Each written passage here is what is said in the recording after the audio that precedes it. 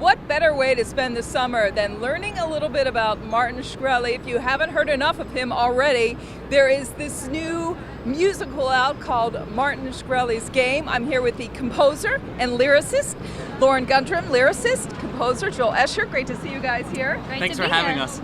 So let's talk about where this idea came from to put what was really this huge financial scandal to music.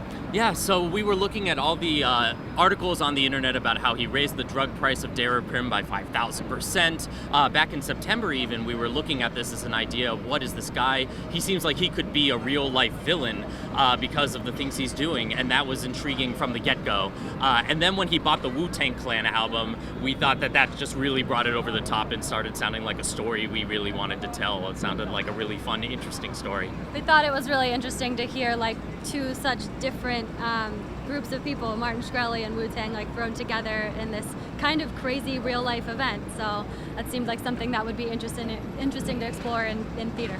Yeah, I guess we should kind of quickly go through the storyline for those who haven't heard it, because it's a little bit of fiction based on fact. Mm-hmm. So what it is, it's based on a internet hoax and rumor that was circulating the internet back in December that the Wu-Tang Clan and Bill Murray would be allowed to have a heist to steal an album back from Martin Shkreli, where in real life, Martin Shkreli did purchase a one-of-a-kind Wu-Tang Clan album once upon a time in Shaolin. And so this is the story of that heist where the Wu-Tang Clan steals the album back and attempts to get the album back from Martin Shkreli.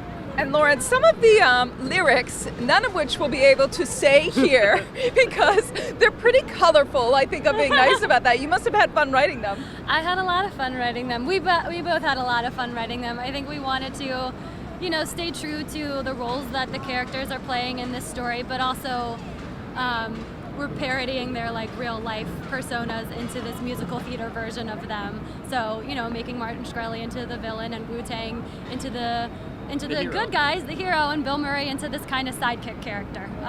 Yeah. Are you surprised by the response? Absolutely. Yes. The first day when we launched our Indiegogo campaign, when the New York Post reached out to us, we were pretty blown away. And then the next day, I was getting texts from Lauren like, Wall Street Journal's calling me, Bloomberg. It just started exploding. And so we're so happy with the attention it's gotten. We started writing this just thinking this would be a fun project to work on together. It's like a really funny premise, and this is the first show we've worked on together, and we just wanted something to, kind of explore and work on, but at the same time, we've always been really excited about the idea. Yeah. We thought we were onto something with making this a musical. The fact that Martin Shkreli is such an interesting character as well as a real person is something we've been really driven by. But I think we never expected so many different, press and just it's so great to see that everyone's having so much fun talking about it, as much fun as we're having writing it or having watching it go on. So would you like him to see it? I would Yes. love that. Yeah. We have one more performance next Sunday, and we would love if he would want to come see it, that he would feel safe and welcome to come and watch it. What have you learned about him or that story that you'll take away from this experience?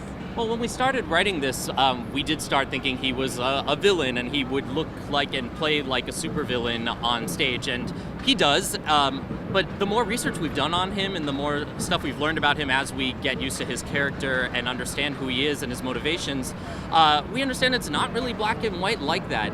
You see in our show that he is the villain, but the reality of real life is that he's not the only person who is doing these kind of financial maneuverings, and we see that he's not alone in this world. I think that you're totally right. He's not the only person who does this kind of, and hasn't been the only even pharmaceutical company that has raised the price of a drug like this.